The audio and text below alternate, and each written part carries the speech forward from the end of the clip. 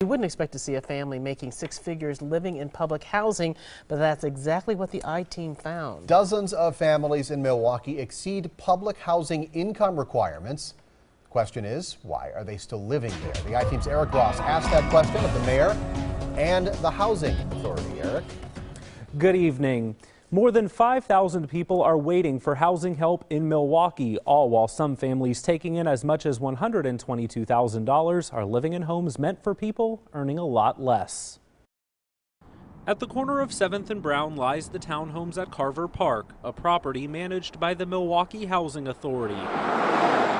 It's at this corner where we met Kendria Watts as she waited for her daughter to get off the school bus. It took me 7 years to get in here. Did you ever imagine having to wait 7 years for housing? No, but when it came through, I was shocked. I was really shocked. The wait lists are so long, the Milwaukee Housing Authority stopped adding names to its rental assistance and low-income family housing programs. People we spoke with say they're waiting 3, 4, 5, sometimes even 6 years for public housing. Is that acceptable?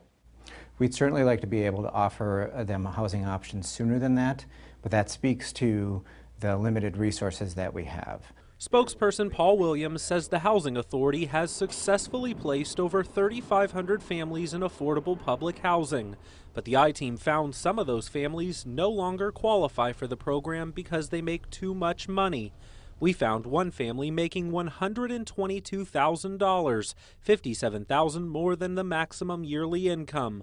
Another took in $102,000.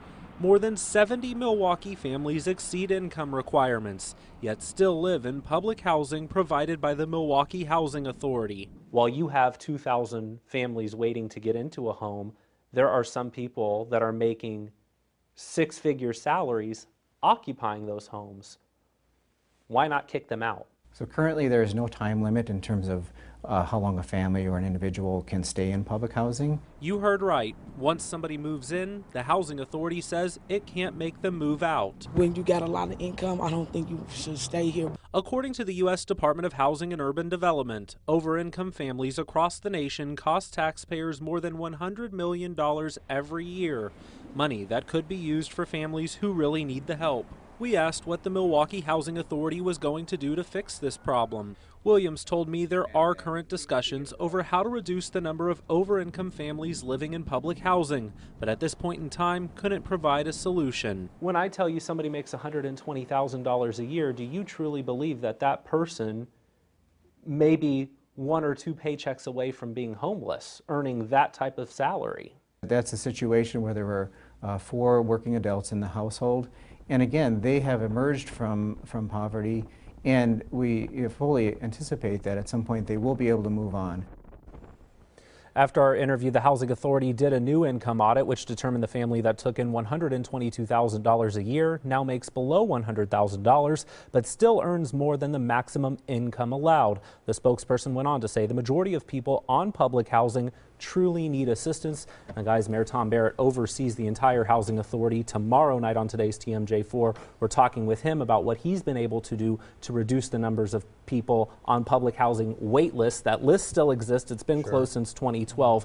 And also, we'll tell you how much the city is spending on major public housing revitalization projects in the area. That example you used, the family over $120,000, now still under $100,000, but doing better than allowed. That's a success story. They're ready to transition out. It is. You don't want to transition them too quickly because, you know, they may fall below that poverty line again, but definitely those families that are making $50,000, $60,000, $70,000 more than the required income obviously may be on their own in the future. They don't necessarily need public housing help. And they may not want it. Well, and most of the people, though, really do legitimately need it. The majority of people really do need the help. Okay. Eric, thank you very much for that investigation.